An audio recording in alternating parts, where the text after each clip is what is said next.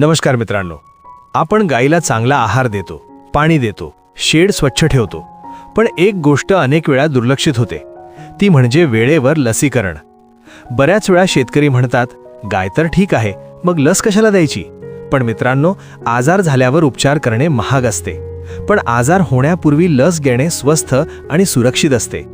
आज आपण जाणून घेणार आहोत की गायीला वेळेवर लसीकरण का गरजेचे आहे. नंबर 1, लसीकरण म्हणजे काय? लस म्हणजे शरीराला आधीच रोगाशी लढायला तयार करणे. लसीमुळे गायीच्या शरीरात प्रतिकार शक्ती तयार होते.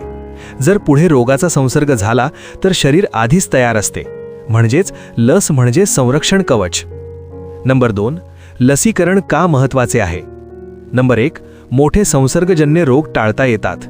नंबर 2, दूध उत्पादन कमी होण्यापासून बचाव. नंबर 3, अचानक मृत्यू टाळता येतो. नंबर 4, संपूर्ण कळप सुरक्षित राहतो.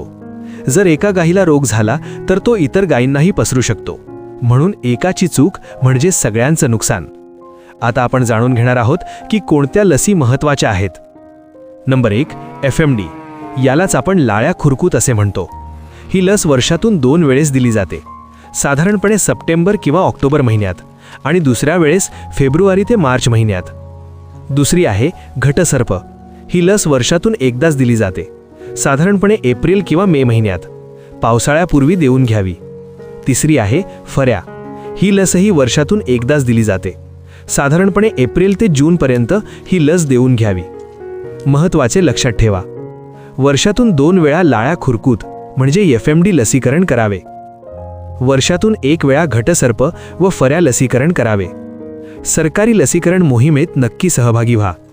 प्रत्येक लसीकरणाची तारीख वहीत लिहून ठेवा. लस नेहमी पशुवैद्यांच्या सल्ल्यानेच द्या. वेळेवर लसीकरण म्हणजे भविष्यातील मोठ्या नुकसानापासून संरक्षण. लस न दिल्यास काय धोका होऊ शकतो? दूध उत्पादन कमी होऊ शकते, मृत्यूचा धोका, आणि जर संपूर्ण कळपाला संसर्ग झाला तर उपचार खर्चही मोठ्या प्रमाणात वाढू शकतो. म्हणून लक्षात ठेवा, लस खर्च नाही, ती संरक्षण आहे. मित्रांनो, गायीची खरी काळजी म्हणजे फक्त खाऊ घालणे नाही, तर तिला आजारांपासून वाचवणे आहे. वेळेवर लसीकरण करा, नोंद ठेवा आणि पशुवैद्यांचा सल्ला घ्या. जर ही माहिती उपयोगी वाटली असेल तर व्हिडिओला लाईक करा, शेअर करा आणि आपल्या गोपालन मार्गदर्शन चॅनलला सबस्क्राईब करा.